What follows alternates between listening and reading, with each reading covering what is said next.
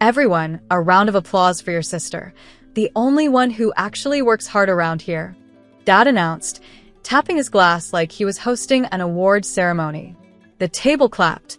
Even Mom smiled, proud. Hi everyone, my name is Isla Monroe. I'm 28 years old, the invisible one. The sister who never did enough, despite quietly paying half this family's bills for the last 3 years. I sat between my parents and my older sister, Vanessa, who grinned like she'd just won Employee of the Year. She didn't know that every time she posted about her financial independence, it was my auto transfer keeping her rent paid on the first of every month. Dad leaned back, smug. You could learn from her, Isla. Maybe you'd finally stop floating through life. I smiled politely, taking a slow sip of water. Oh, I agree. Vanessa works hard. Which reminds me, I turned to her, my voice steady but sweet. You won't be needing that $3,500 anymore, right? Since you're so independent. Her fork clattered. W what? Mom froze. Isla, don't start. Dad frowned. What money? The rent, I said softly. The one I've been covering every month while she's been too busy, working hard. Vanessa choked on her drink, coughing into her napkin as the table went silent. Mom whispered her name like a warning. Dad's face reddened, his voice rising. You've been lying about paying your rent? Vanessa's eyes darted everywhere, but mine. I smiled, folding my napkin neatly on my lap. Looks like hard work comes in different forms, doesn't it? And for once, it wasn't me who looked small at that table. It was everyone else. The silence that followed was thick enough to cut. Vanessa tried to laugh, her voice trembling. Dad, it's not what it sounds like. Isla's just exaggerating. Exaggerating? I leaned back, calm. You used my card for 3 months straight, then asked for transfers when the landlord started calling you directly. That's not exaggeration. Vanessa, that's a pattern. Mom reached across the table. We don't air private matters over dinner. I smiled faintly. You didn't seem to mind making me the lazy one in front of everyone, Mom. Dad rubbed his forehead. So, you've been lying to us? Letting your sister cover your bills while you pretended to be self-made. Vanessa's face flushed red. I just needed time to get ahead. You know my job doesn't pay well. Then maybe don't post financial freedom captions while your sister keeps the lights on, I said quietly. The table fell silent again. Even the clinking of silverware stopped. Mom stood abruptly. Enough. We're not doing this here. But Dad wasn't done.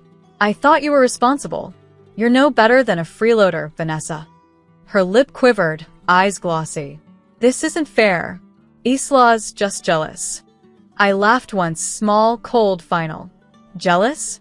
I've been funding your independence. You're welcome. I stood, smoothing my dress. Dinner was wonderful as always. But next month's rent? That's on you. As I walked out, I heard the scrape of a chair. Dad's voice lower now. If what she said is true, Vanessa, you're paying that back. The door closed behind me with a satisfying click.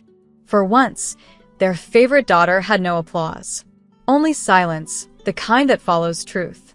By Monday morning, my phone was blowing up. First from Mom, then from Vanessa, then a joint call I didn't answer.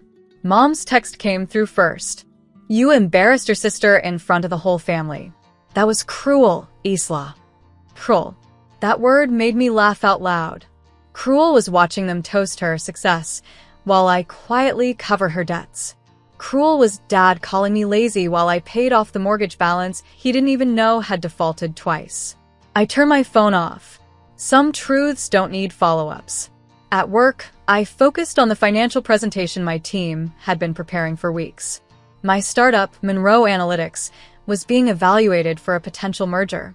The deal could triple our value overnight. My assistant, Daniel, handed me a fresh coffee. You okay? You look like you just won an argument you waited your whole life to have. I smiled. You could say that.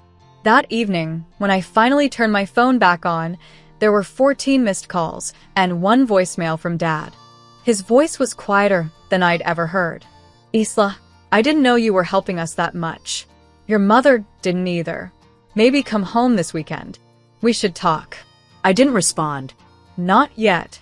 They'd only started to realize the weight of what I carried for years. The bills, the quiet rescues, the silent sacrifices. And part of me wanted them to sit with that realization a little longer. Because sometimes, guilt teaches faster than forgiveness ever could. By Thursday, another text arrived from Dad. Dinner on Sunday. No surprises this time. Just family. No surprises. That was rich, coming from people who'd built their whole image on pretending everything was perfect. Still, curiosity tugged at me. So I decided to go, not for closure, but for clarity. When I arrived, the house felt different. Quieter. Almost uneasy. Vanessa was already there, dressed neatly, eyes down. No smug smile this time. Dad cleared his throat. Isla, your mother, and I owe you an apology. Mom folded her napkin slowly. We didn't realize how much you've done for us and for your sister. We just didn't notice. I finished softly. That's kind of the theme of my life here, isn't it? Dad exhaled. You're right. Vanessa finally looked up, voice small. I was wrong too. I shouldn't have lied. I just didn't want you to think I'd failed. I studied her face, searching for sincerity. You didn't fail because you struggled, Vanessa. You failed because you pretended you didn't. Mom's eyes watered. Can't we just move past this? I leaned back, calm. We can. But moving past something doesn't mean pretending it never happened. It means you stop repeating it. Vanessa nodded slowly, shame softening her arrogance. Then Dad said something that made the room still. We've decided to repay every dollar you covered, starting today. I smiled faintly. That's not necessary. I didn't do it for money. But you deserve acknowledgement, he said. For the first time in years, I believed him. The dinner ended quietly. No clapping. No mocking. Just a silence that, for once, didn't sting. It felt like respect. By the next week, things began to feel different, not perfect, but shifted. Vanessa texted me first, something she hadn't done in months. I got a promotion today. And yes, I earned it. No help. I thought you'd want to know. For a moment, I just stared at it. That was the first message she'd sent without pride or pretense, just honesty. I replied simply, I'm proud of you. Later that evening, I stopped by Mom and Dad's house to drop off some documents Dad had requested. He met me at the door with an envelope. Your reimbursement, he said, holding it out. I shook my head. Dad, really? He placed his hand over mine. No. You've been carrying this family for too long without credit. Let us carry something for once. For the first time in my life, he didn't sound condescending, just human. Inside, Mom had made my favorite dinner. There were no announcements this time, no performances. Just quiet conversation and genuine eye contact. Vanessa even poured me a glass of wine. You know, she said softly, when you stood up for yourself, I hated you for it. But now I get it. You were just tired of being the backup plan. I smiled. Exactly. I don't mind helping, but I won't disappear for anyone again. For the first time, the table didn't feel like a stage. It felt like a beginning, uncomfortable, fragile, but real. And somewhere between the clinking of glasses and the quiet laughter, I realized something simple but powerful. Sometimes, peace doesn't come from walking away. Sometimes it comes from making them face what they tried to ignore. A week later, I stopped by my parents' house again, just a casual visit, or so I told myself. Mom was in the garden, trimming roses. Dad was at the table reading the paper. For once, it felt normal. While Mom brewed tea, I wandered into my old room. The air smelled faintly of lavender and dust.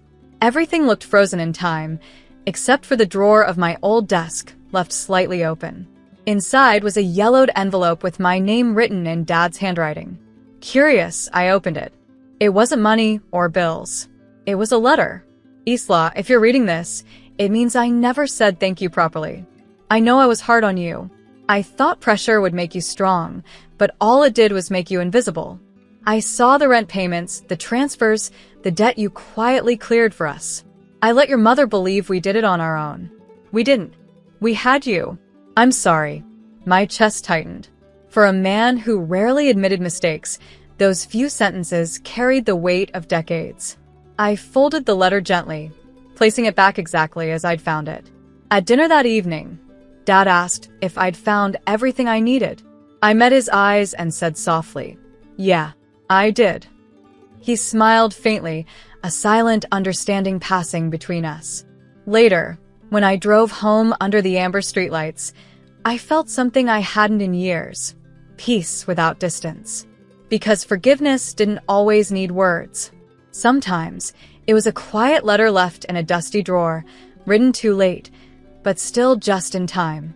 2 Sundays later, the family gathered again, same table, same chairs, but this time, no tension humming beneath the laughter. Vanessa was calmer, almost humble.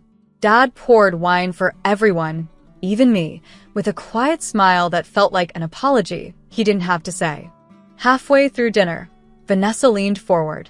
"Isla," she began, "I've been thinking about that night, when you told everyone about the rent. You were right. I relied on your silence too much." Mom shifted uncomfortably, but Vanessa continued. "I used to think success was being praised. But I get it now. Real success is being self-sufficient, not stepping on the person who helped you stand."